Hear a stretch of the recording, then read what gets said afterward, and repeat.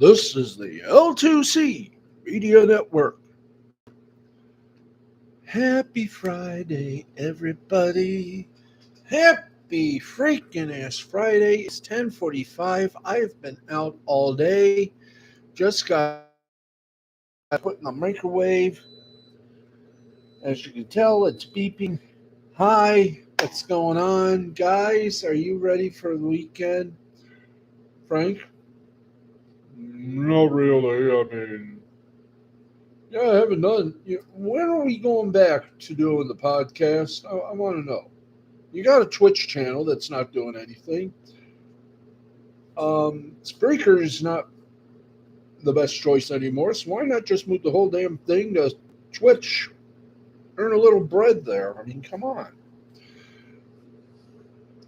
We will be on the air in August. Point blank. There you go. You got the date. It is in August. We will be on the air in August. First will be Monday, Wednesday, Friday from 8 to 10 to coincide with our show. After 10 o'clock, everybody switches over to YouTube for our sportscast. Now, if it gets success, because we're going to try to do the old show. We're going to try to bring some audio clips and everything to the show. They got to be, of course, in the public domain, so we don't have to pay a damn price. But anyway, we're going to do it in August. I don't have a date yet. But as soon as everything, and I mean everything in here is good, and our good friend is back with us, we're on the air. If it's on Twitch, don't matter. If it's on X, don't matter. If it's even on YouTube, don't matter. We're on the air, me, Matt, Jay, and all of you guys. Same show. We'll have a weather report. We'll have a sports report. We'll have everything. We're going to just do some talking and might even have a guest or 3 or 4 so people can be a part of it. But you got a job to do, Franklin, so rock on with your badass self. Live from the Tom O'Neill Memorial Studios on the 4th floor of the Park Forest apartment complex is somewhere in the boonies of Jackson, Michigan. This, again, I go with this. The L2C Media Network is proud as a peacock without feathers to present to you Steve Sporty Balls. I'm Franklin Pangborn, sitting in for Harry von Stuttgart, who's on vacation for 2 weeks, so you get to hear my dulcet-tone voice. So get ready. Here he is. It's an hour show. We hope he doesn't sleep. Here's our boy, Steve, the Baxman, Baxley.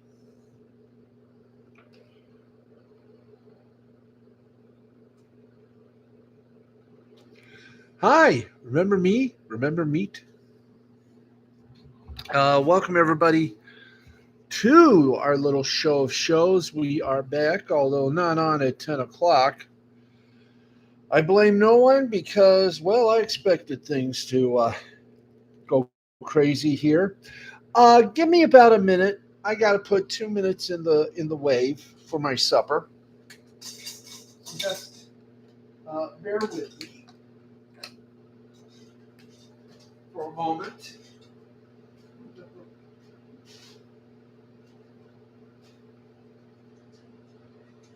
Bear with me for a moment.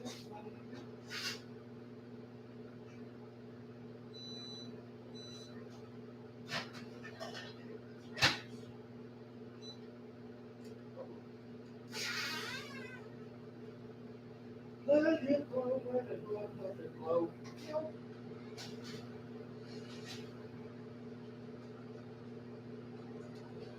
Okay. We're back. How y'all doing? Sorry a little late, and sorry for last night's non-showing up. It will not happen again, I promise you. Anyway, Happy Friday. Glad you all can make it. Glad I can make it. Glad I can be here. And can we get that up here? Yeah, thank you.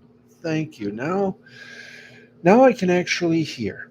And we got a lot for you tonight, a lot in sports, a lot of entertainment.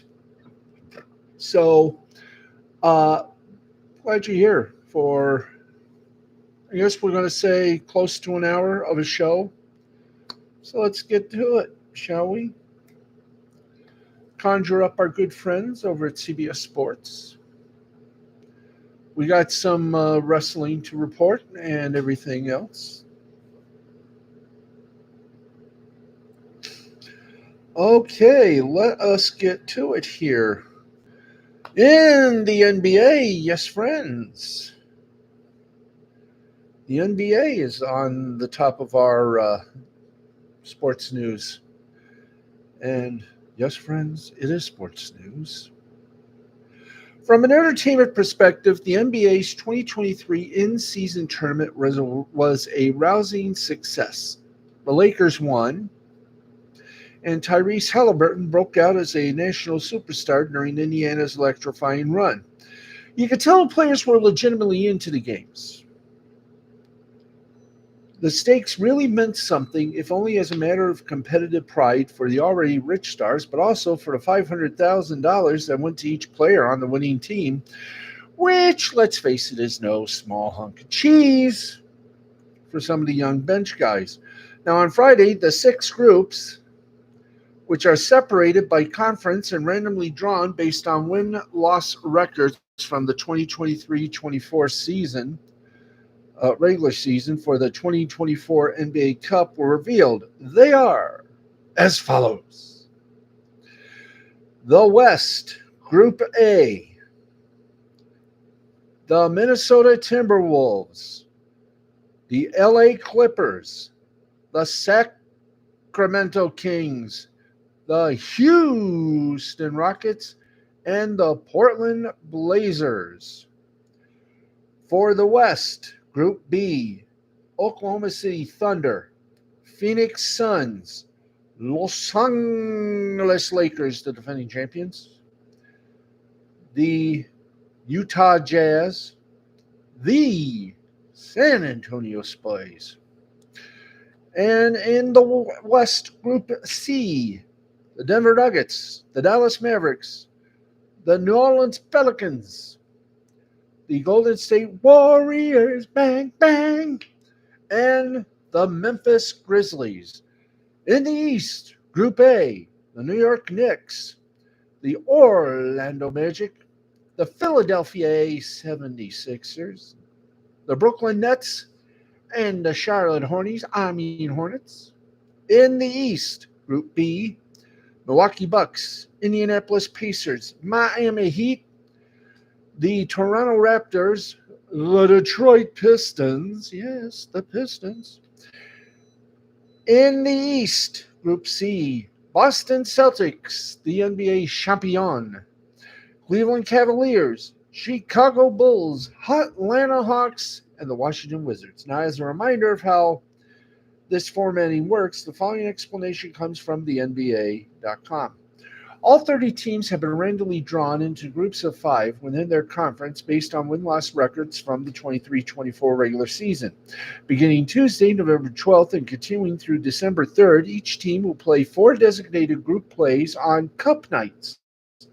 1 game in its group, with 2 games at home and 2 on the road. Now, from there, 8 teams will advance to the knockout rounds. Those 8 teams are decided by the ones with the best standings in their respective group, plus 2 wild cards. The wild cards are defined as 1 team from each conference with the best record in group play that finished second.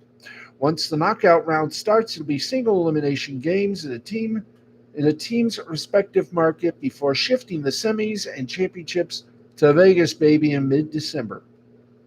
Now, as far as the overarching schedule is concerned, the games will count towards regular season standings, except the championship finale. While Friday marked the announcement of the group's television schedule has not been finalized. The games will be available nationally, though a full schedule has not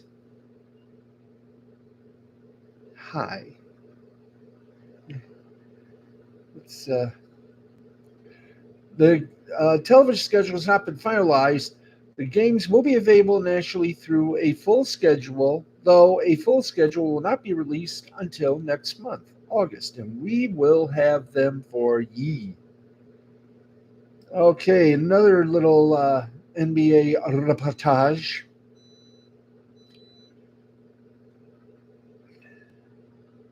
This is big. Jalen Brunson was probably already the most popular professional athlete in New York City, but his decision to sign a 4-year, $156.5 million contract extension on Friday sure as hell clinched it. The payday, while significant, represents only around 58% of what he could have earned by waiting until next offseason to re sign on a projected 5-year, $269.1 million max deal as an unrestricted free agent. The Knicks will be able to put those savings to good use in constructing the rest of what they hope will be their first championship roster since '73. Good luck. Nope, we don't want the MLB yet. Come on. Come on. Got to get to this. Then we do all that. Then we get the final scores from last night. No, we did we do a show last night? I don't hardly remember. There's a lot I don't remember about last night. Thank you very much. But with this contract has come quite a bit of criticism. Why would Brunson leave so much money on the table? How will his decision to take less impact other stars around the league? And what does this newfound flexibility mean for the Knicks? Do they suddenly just have another 113 mil to work with over the next several years? Well, the answers are complicated and messy. We won't fully understand the implications of Brunson's decisions for years to come, but let's walk through this and try to figure out what it means going forward. So much money did Brunson really leave on the table? The simplest answer to this is yes.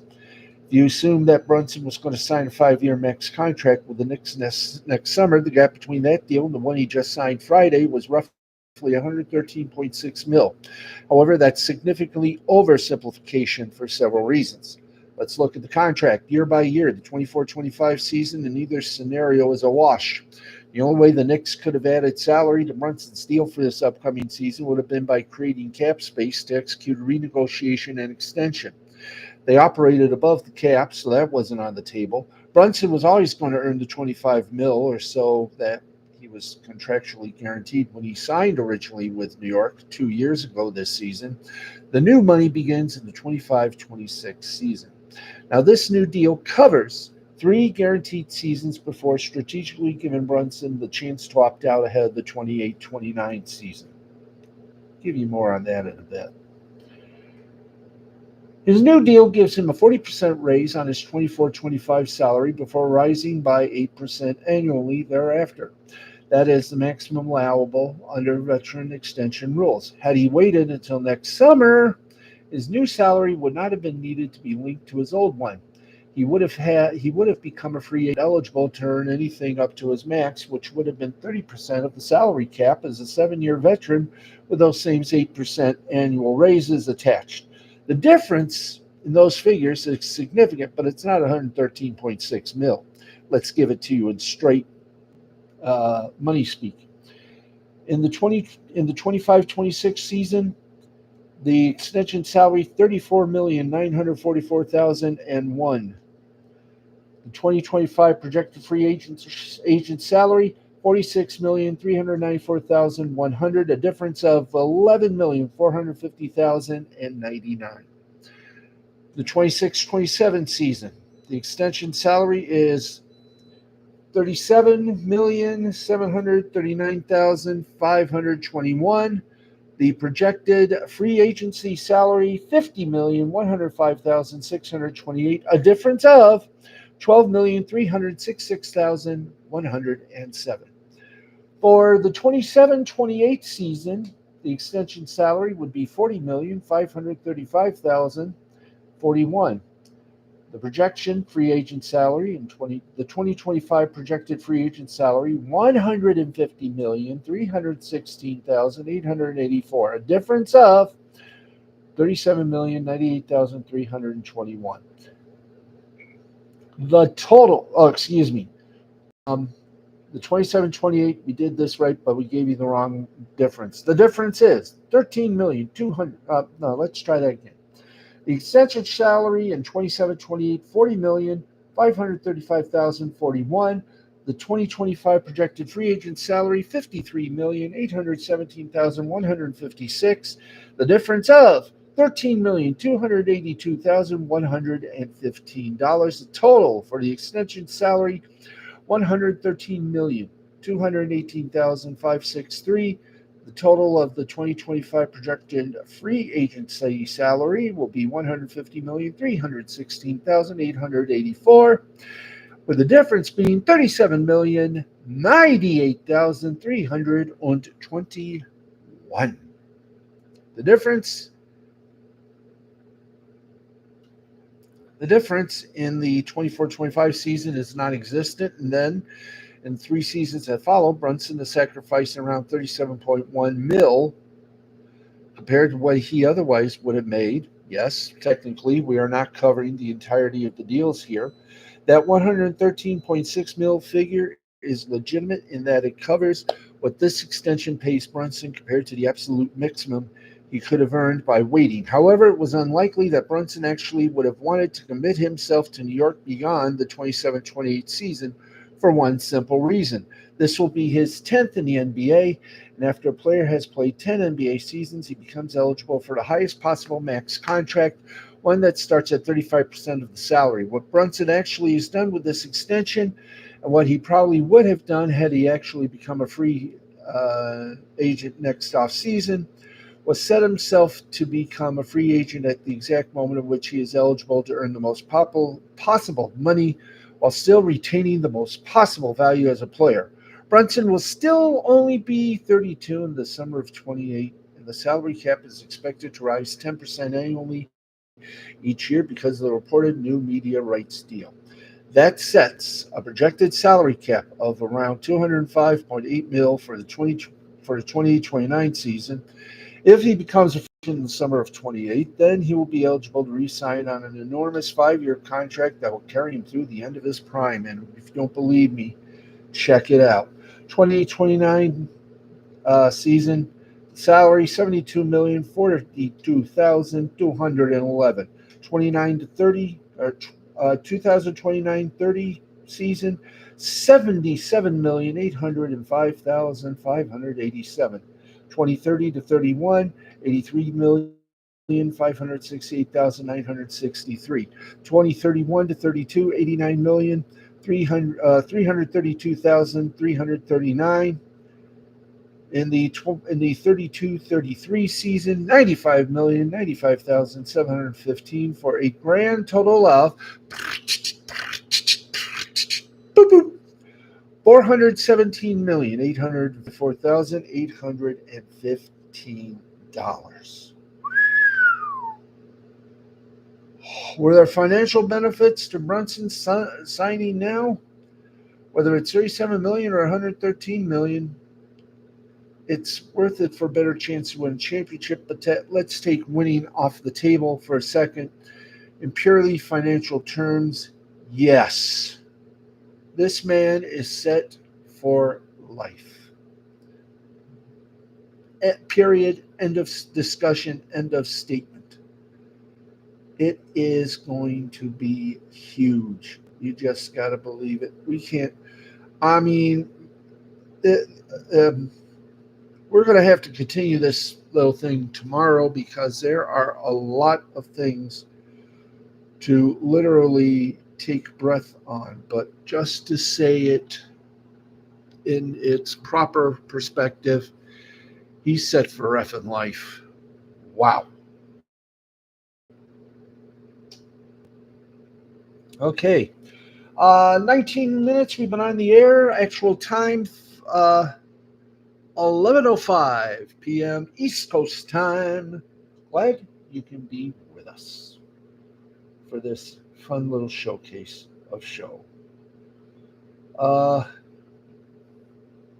let's keep going here.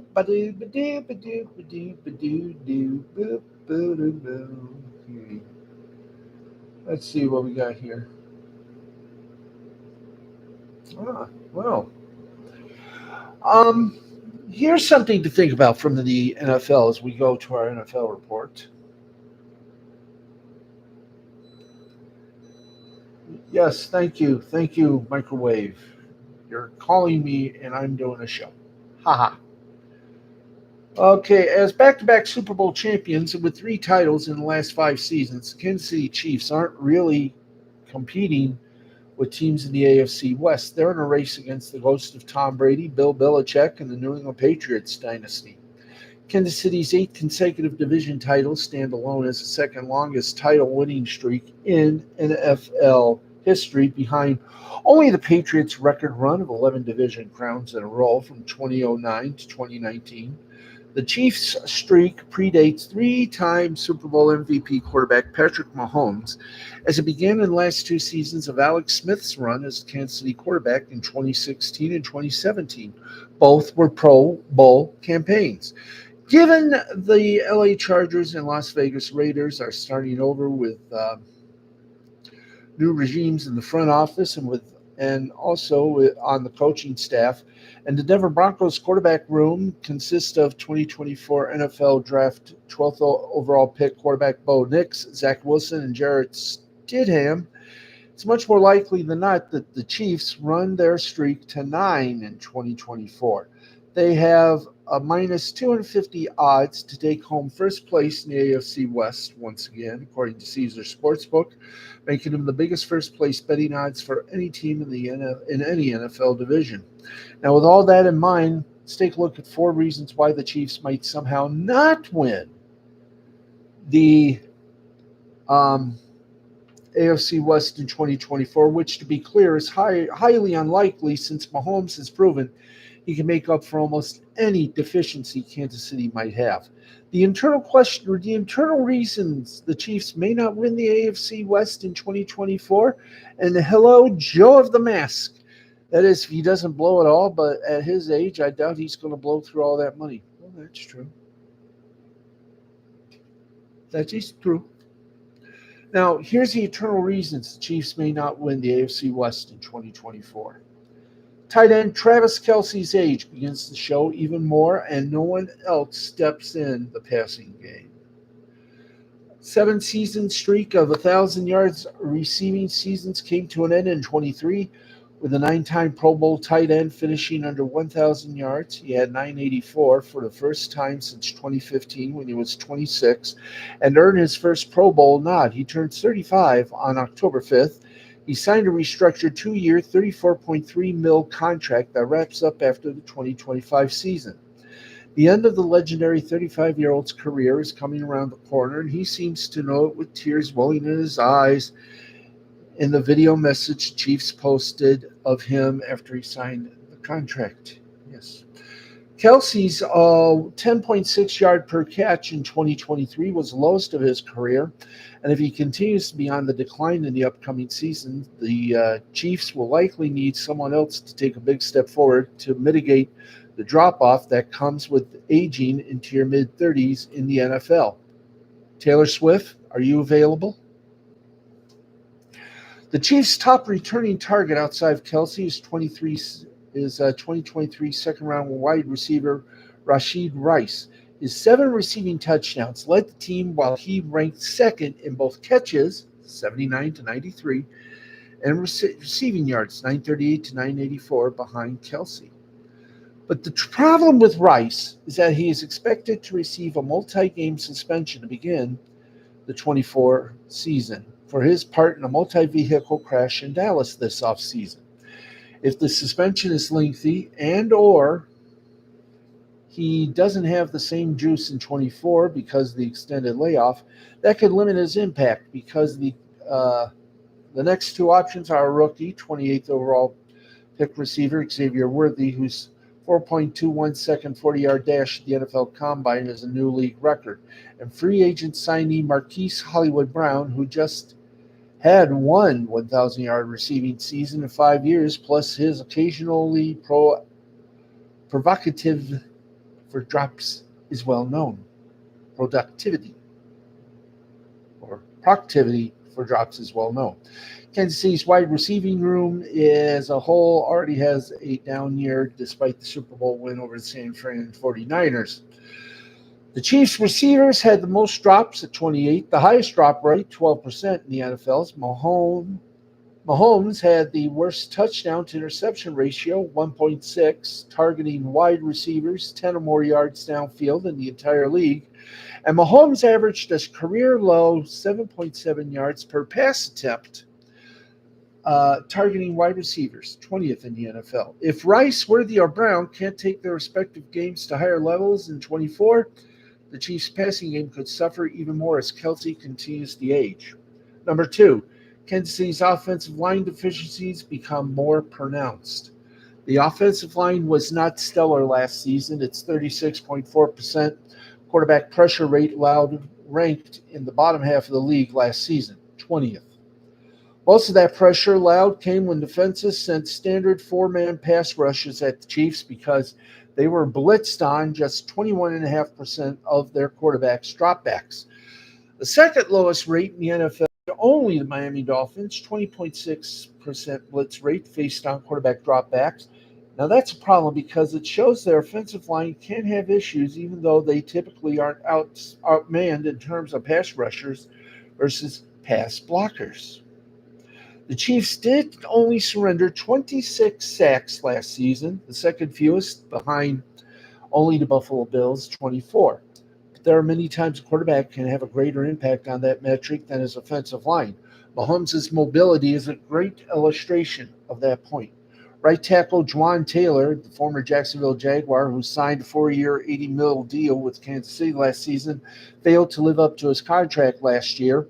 He allowed 44 quarterback pressures, the 8th most in the NFL, and Taylor was the most penalized player in the league last season, with 17 accepted penalties against him. If his play continues to slide, the Chiefs might have a significant problem. They did draft BYU second-team All-American, All-Big 12 offensive tackle Kingsley Suamatia with their 2024 second-round pick, but it's unclear if he can step in and start right away. More offensive line woes. In a division that contains Khalil Mack, Joey Bosa, Max Crosby, and Christian Wilkins could potentially evolve into something problematic. How about this? Losing cornerback L'Jarius Sneed in free agency hurts more than expected. This is true. His 4.7 yards per pass attempt allowed last season were the fewest in the league among 53 players with at least 75 passes thrown their way. Sneed's 48.3% completion percentage allowed only ranked as the third lowest in the league among the 53 with at least 75 passes thrown against them in coverage. Defensive coordinator Steve Spagnuolo has a tall task ahead of him to replace that top-tier production in 24 after Sneed signed a 4-year, $76.4 million contract with the Tennessee Titans this offseason. His spot opposite first team, all-pro cornerback Trent McDuffie is up for grabs between three third-year defensive Keith Johnson, 2022 7th-round pick, Jalen Watson, also a 2022 7th-round pick, and Joshua Adams, 2022 4th-round pick, all of whom were day 3 draft picks and have a combined 14 career starts between the three of them. If they struggle to pick up the slack in Sneed's absence, the Chiefs' pass defense could become weaker. Finally, the external reason the Chiefs may not win the AFC West in 2024. Chargers QB Justin Herbert thrived under Jim Harbaugh with more balance all around. Jim Harbaugh returns to the NFL head coaching ranks after a 9-season stint as the Michigan Wolverines head coach, and he left them with a 15-0 record and the 2023 College Football Playoff National Championship. The other time Harbaugh made the leap from college coaching to the pros, excuse me, from Stanford to the San Francisco 49ers in 2011. His squad improved from going 6-10 without him in 2010 to 13-3 and a spot in the NFC Championship game in his first season, 2011. Upon his NFL return, Harbaugh, former NFL quarterback himself, is gifted with a historically prolific young passer in Justin Herbert. He has the most completions, 1,613, and passing yards, 17,223 in NFL history through a player's first 4 seasons, and his 114 career passing touchdowns are tied for second most in a player's first 4 seasons, with Mahomes trailing only Hall of Famer Dan Marino's 142 from 83 to 96. So there you go, folks. Get ready for a season unlike any other you have had, known or unknown.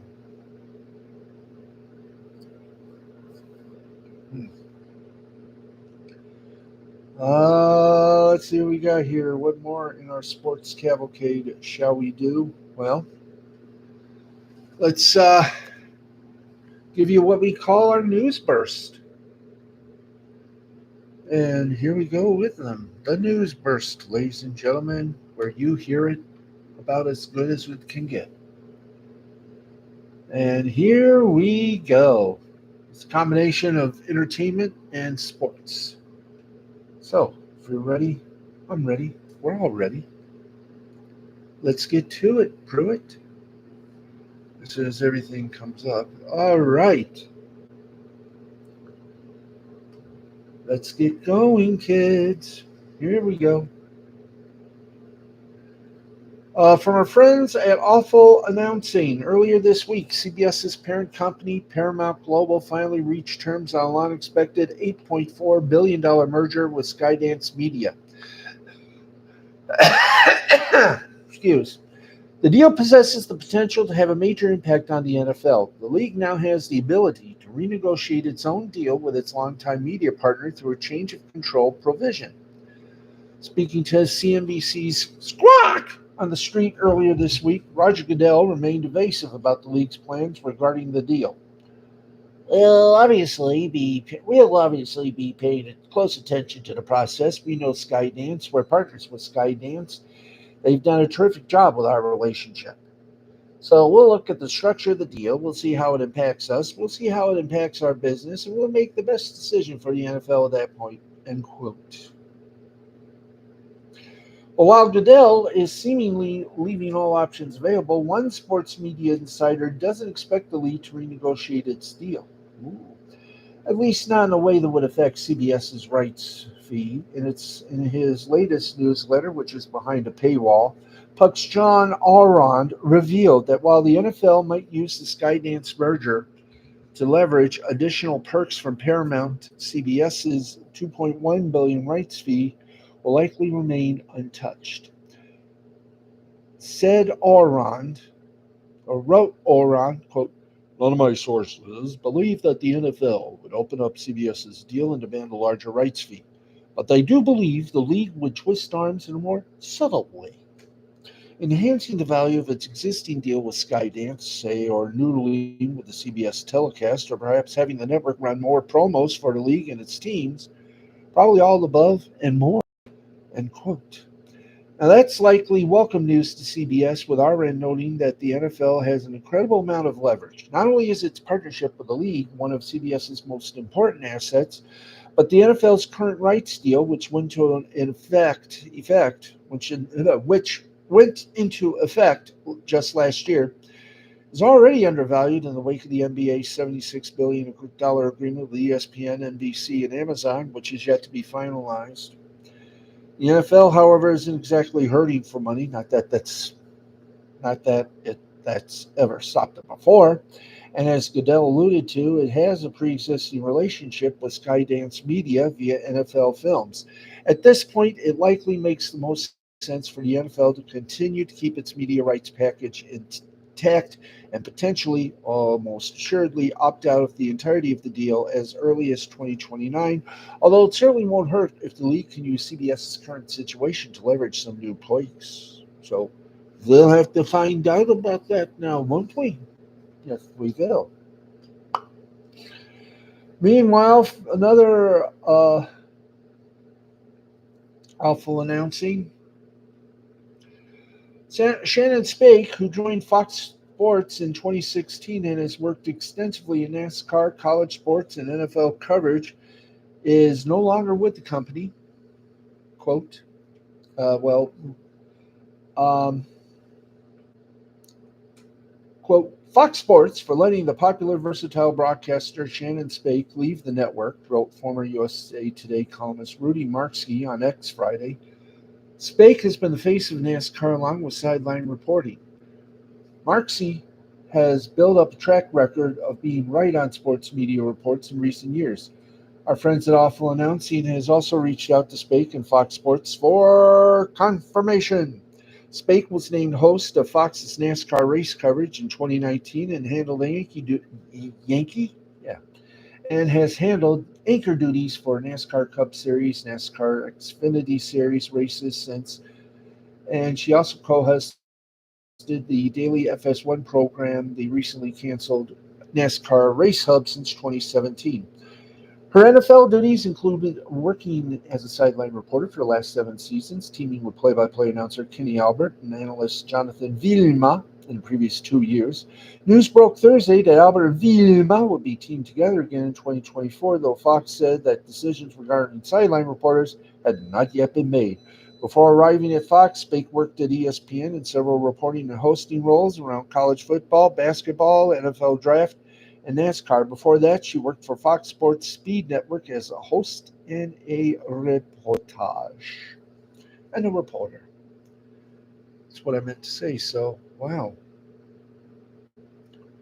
Bye-bye.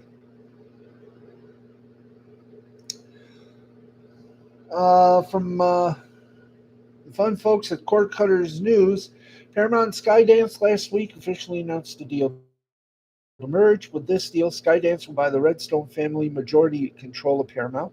Part of the deal, though, gave the Redstone family 45 days to look for other buyers to meet the Skydance offer. One of the other potential buyers was Sony, which, of course, remember, they're a Japanese entertainment outfit, which means they couldn't buy it if they could, because for an investment, nah, no, not in the rules. They looked at Paramount, but now decided not to buy Paramount, including its streaming services, Pluto TV and Paramount Plus. This comes from a report by Deadline, which says their sources confirmed Sony dropped out of the bid. Sony had reportedly made a preliminary $26 billion offer, but Paramount decided to go with Skydance instead. After that, Sony declined not to make a new offer. Besides, foreign ownership. Sony would have to find a partner, and the partner was Apollo Global, and, well, we all know how that went. The details of the deal Skydance made have not been announced, but it's reportedly valued at $8 billion. This gives Skydance control of a media empire that includes CBS, Paramount Plus, BET, Nickelodeon, Pluto TV, and numerous other properties, too numerous to mention. Paramount and Skydance have a long history of working together on films like Top Gun Maverick and the Mission Impossible franchise and more. Shareholders will get between $15 a share to $23 a share, depending on the type of stock they have. So, David Ellison, the founder of Skydance, will now be the new majority owner of Paramount unless a new and better deal appears out of thin air. Wow. Okay, boys. Welcome to Pro Wrestling Unplugged. From our friends at Cage Seats, the WWF is on the road all year, and Vince McMahon used to make every date for the company. Although he has now stepped down from his previous gig, he did have quite a rider list of required items when he was traveling with the company that also required people to make sure that he had everything he needed to do his job. That list of demands is extensive and interesting to see so many years later. Are you ready? Vince's office checklist for WWE events in 2007, courtesy of former WWE timekeeper Mark Eaton, covered various necessities to ensure the smooth running of events. This list recently resurfaced on Reddit. The checklist include practical essentials such as making sure the internet was up and running and the telephone could dial long distance. It also required verifying the microwave oven was functional. The list included personal items for comfort and hygiene, medicines, tanning cans, soap, toiletries, at least 3 bath towels, hand sanitizer, and sanitizing wipes. For nutrition, Vince required a box of protein bars, 4 cans of powdered shots, 2 tall bottles of protein powder, one short bottle of protein powder, and three clean shaker mixers. A trash can was also necessary. Office supplies and equipment were another important component. And here's the checklist.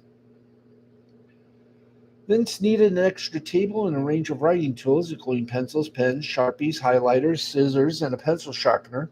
For entertainment and monitoring, a DVD TV combo and a 9-inch monitor with a power cord were required. The audio setup included 2 speakers, a long cord power strip, 2 pairs of XLR audio cables, and one 10-foot XLR audio cable. These items ensured that Vince's office was equipped to handle any situation during WWE events. Vince McMahon is not making any WWE events at this point because he's retired and moved on. Only time will tell if he ever comes back to visit, but odds are he'll never hold another seat of power again. Let's hope that he has someone taking care of his writer list whenever he ends up next. But man, oh man, Joe of the Mask, Sony has set up as a California company now, so maybe they could. California's a legal branch, but it looks like they already dropped off. Yes, we are talking pro wrestling. Huzzah. But in reality, it is because of what happened in San Diego that made the FCC go a little bit squeamish. See, long ago, the folks at Grupo Televisa, a Mexican entertainment giant, decided they wanted in on the U.S. television market. So they got a license under a loophole discovered by one of their key people. There was a loophole. Yes, there was a loophole. And they bought a San Diego television station, Channel 6, which was then an ABC affiliate. The FCC heard this and said, wait a minute, nope. Well, when Grupo Televisa said yes and told them where to look, the FCC just said, oy vey, we got a problem. That's right. A foreign owner owned a television station, found a loophole, and played it. What could they do? Well, Grupo Televisa decided, well, we're going to get the FCC off our backs by providing, and if this sounds familiar, it should. Who do you think Sinclair learned all this from? A shell company, not Shell Oil Company. A shell company was created called Bay City Television Incorporated.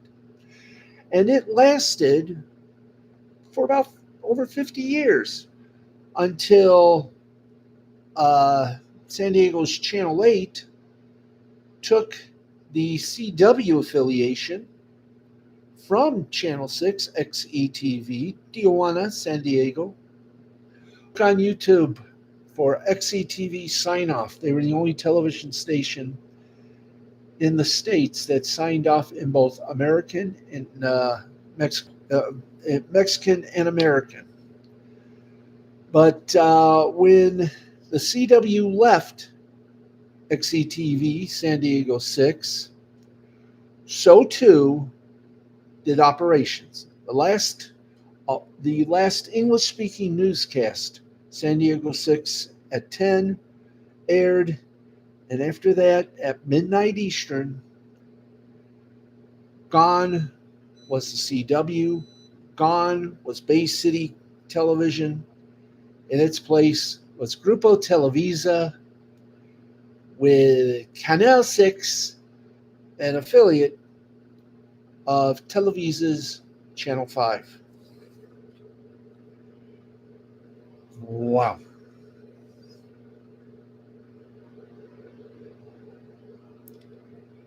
Okay, let's keep on going.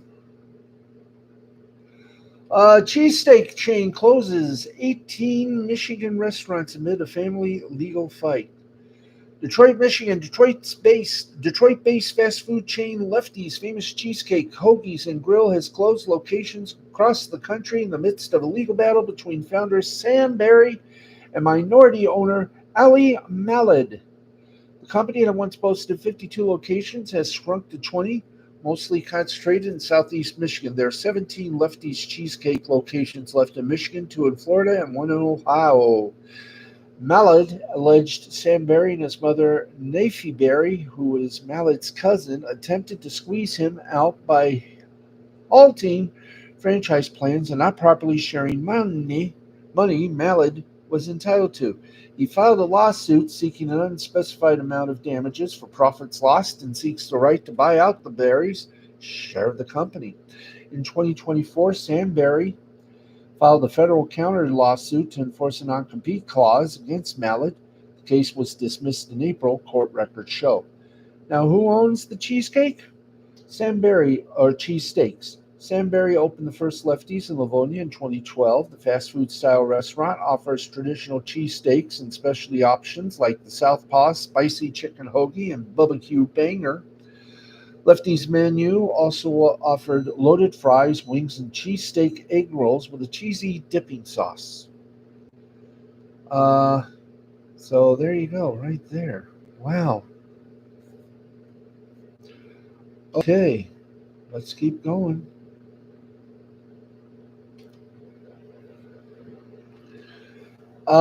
More pro wrestling news. Under Tony Khan's leadership, AEW has forged significant partnership with Warner Brothers Discovery, ensuing that AEW's content aligns with the network's standards. This cooperation has fueled speculation about a potential media rights deal. Now it appears that AEW has developed deeper integration with WBD properties, including a strengthened and more comprehensive partnership. Warner Brothers Discovery has been a proud broadcaster of AEW's popular shows such as Dynamite, Rampage, and Collision. This exclusive partnership has been so impactful that it led to the discontinuation of AEW Dark on YouTube, allowing for a more focused and cohesive presence on the network's platforms. Now, according to PWI Insider, San Diego Comic Con will feature a panel on All Elite Wrestling, showcasing new collaborations with Warner Brothers Discovery properties, including DC Comics and Adult Swim. This collaboration hints at a positive future relationship between AEW and Warner Brothers Discovery, which owns the Turner Networks. I will still refer to them as Turner Sports. The panel, titled AEW's Rise Inside the Ring and Beyond, is scheduled for Thursday, July 25th from 3:30 to 4:30 p.m. Pacific Daylight Time in room 6BCF. It will celebrate AEW's journey from its 2019 inception to becoming a global wrestling powerhouse, highlighted by record-setting attendance at Wembley Stadium and significant achievements over the past year. The event will include major announcements across different fandoms featuring a DC Comics partnership and an Adult Swim brand integration. In honor of AEW's 5-year anniversary, stars such as Swerve Strickland, Timeless Tony Storm, Will Ospreay, Orange Cassidy, Britt Baker, and Darby Allin will provide an inside look at AEW's evolution and success as one of the most watched weekly television programs. Even Tony Khan anticipates significant media rights renewal for AEW. Reports suggest that the media rights deal between AEW and WBD could be worth significantly more than 110 mil per year. Fans and industry insiders eagerly await the final agreement between the parties, so we'll just have to see what happens in the end. Okay, yay.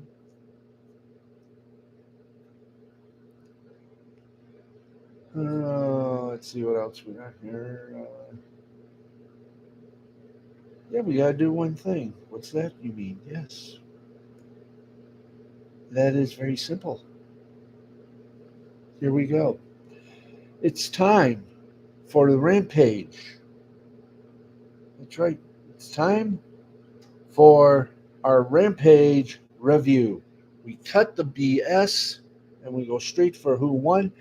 Hey, if it's Friday night, folks, you know what time that means. That's right. That's right. That means, yes, sir. That means we go for our SmackDown results and our Rampage results. Here we go. Let's start with SmackDown. Then we'll get to the scores, and then we'll be saying goodnight to everybody. Here we go to the first match. Well, we first hear from Tiffany Stratton, and she does some promo work for her winning the Money in the Bank women's match. And we'll just give up with that. Nia Jax with Tiffany Stratton versus Minchin with Bayley was the first match on SmackDown. The winner of that was Nia Jax. So there you go. Haha.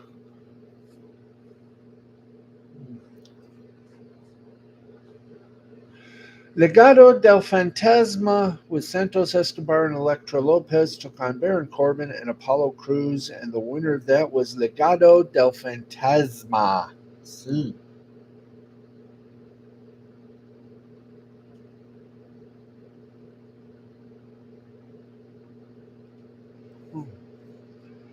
And here we go. We hear from LA Knight. Then we get to Blair Davenport versus Naomi, and the winner of that was Naomi. Then we got the Tag Team Championship match. DIY takes on A-Town Down Under.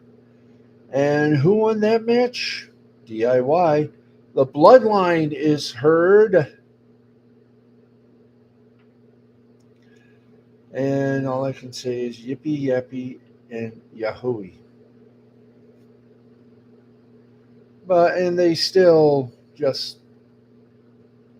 annihilate Rhodes and Orton. So there you go. That was WWE SmackDown last night. Let's give you a hit on the Rampage. See, do we have? Okay, here we go. Rampage, which was on tape tonight. The winners on Rampage: Kings of the Blackthorn versus Kings of the Blackthorn Throne. Kings of the Black Throne versus Premier Athletes with Mark Sterling and Josh Woods. Winner of that match: the Kings of the Black Throne. And then Roderick Strong with the Undisputed Kingdom took on Ben Bishop. And the winner of that, Roderick Strong. Ray Phoenix versus Commander versus AR Fox versus Angelico in a 4-way match. And the winner of that was Ray Phoenix. Thunder Rosa makes her way down to the ring. Rachel Ellering is already waiting inside. They had a match. And the winner, Thunder Rosa. Shane Taylor Promotions took on Top Flight and Action Andretti. And sadly, Shane Taylor Promotions won that match. So that's it for Renegade. That's it for SmackDown for this week.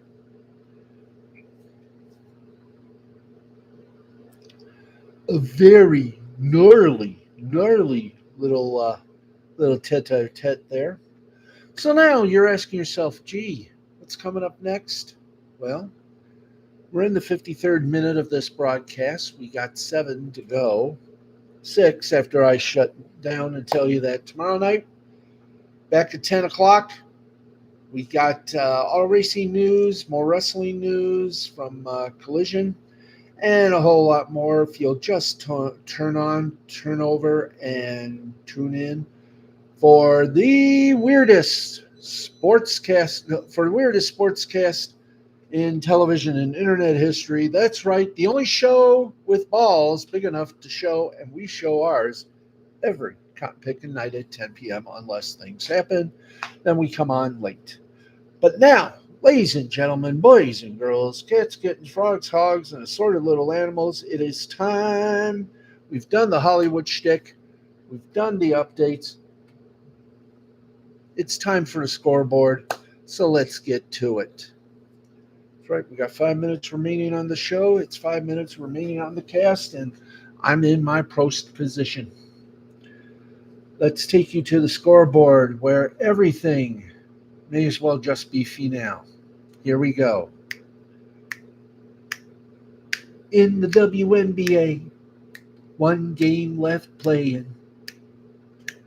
6:34 left in regulation. The Storm leads the Lynx 81-57. They got your fever, beating the Mercury 95-86.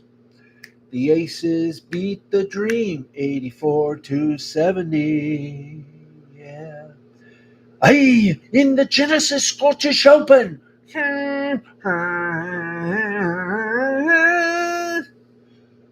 Ludwig Aberg, he has the lead at 12 under UC. Followed in second by Antoine Rosner at 11 under. We got ties at third with Sung Jae Im and Mateo Macero at 10 under. They do play. Oi, oi, oi. Oi, oi. With a tie in fifth with Sahith Thigala at 9 under. That was, of course, round two of that. How about round two of the Kentucky Championships? Yeah. Pearson Coody, he did lead. He leads more. He's at 16 under with Mathis, Bissard, and Chez Rivi and Rico Hoy all tied in second with 14 under. Deer Alex Smalley is part of a tie in fifth with 13 under. And now here we go. A one, a two, a you got Kalamazoo. Bum, bum, bum, bum, bum, bum, bum, bum, bum, bum, bum, bum, bum, bum, bum, bum, bum, bum. Top of the eighth. Mariners and Angels are tied at 4 at 4. At the end of 7, the Blue Jays lead the Diamondbacks 3-2. At the top of the ninth, the Braves lead the Padres 6-1. The middle of the sixth, the Giants have 4, the Twins have 1. Oh joy, this game is fun. Finals, we have them all. The Dodgers won against the Tigers 4-3. The Athletics beat the Phillies 6-2. Boom, boom, boom. The Rays boot the Guardians 2-0. Boom, boom, boom. The Yankees soared to a win against the Orioles 4-1. Ha ha ha. Ba-boom, ba-boom, ba-boom, boom, boom, boom, boom. The Mets beat the Rockies 7-6. Royals beat the Red Sox 6-1. The Reds got the Marlins 7-4. Astros beat the Rangers 6-3. The Pirates whipped the White Sox 4-1. Nationals beat the Brewers 5-2. Our last line is this: the Cubs beat the Cardinals 5-1. At League MX in soccer in the 36th minute, Tijuana over Guadalajara 1-0. In the 44th minute, Mazatlan and Atletico San Luis are scoreless. In the 38th minute, Atlas and Tigres, they ended up scoreless. And the final score, America over Quintaro, 3-1. There you go. And if you don't believe me, those are the best scores ever. And by the way, 5 golden rings. Let's give you the grand finale. Ooh, we are in the grand finale. Unfortunately, that's it for our little show. That's right. We got just 10 seconds to tell you that for my producer Matthew the Wizard Nichols, for co-producer Jay the Brain Man, and for myself Steve the Baxman Baxley, Cuckoo Cuckoo, and a big hello to Matt Ed Nettie. Glad you could be here. Glad you could be anywhere. Thanks, everybody, for watching and for enjoying a show that is so weird. I'm glad I hosted. Thanks, everybody, for watching. We will talk to you Saturday night, 10 o'clock. You better believe we're going to be here at 10 o'clock because I'm staying the heck home tomorrow. I got stuff I got to do. I got boxes to check out. And then I'm going to have a cedar chest and my grandfather's desk moved out here. So there you go. This is definitely going to be a room, with the exception of the living room here, where I've only got a recliner. I don't have a sectional here. I'd like to have a little couch, a little desk, little TV stand, But anyway, thanks everybody for watching. Remember, keep your ball shiny, because you never know when a woman will approach you and ask you, "Hey, sailor, how big are your sporty balls?" Thank you, everybody, for watching. This has been a presentation of Mystifying Creativity Productions in association with the L2C Media Network. And I'm going to be doing some logos for our new look, Matt, just to let you know. I'm going to show them before too long, because the new logo will debut when we debut in August on Twitch. And that's final decision. So, ooh, how exciting. Yes, it is. So, folks, thanks for making this a fun one. We'll talk to you again tomorrow. Peace out. Bye, everybody.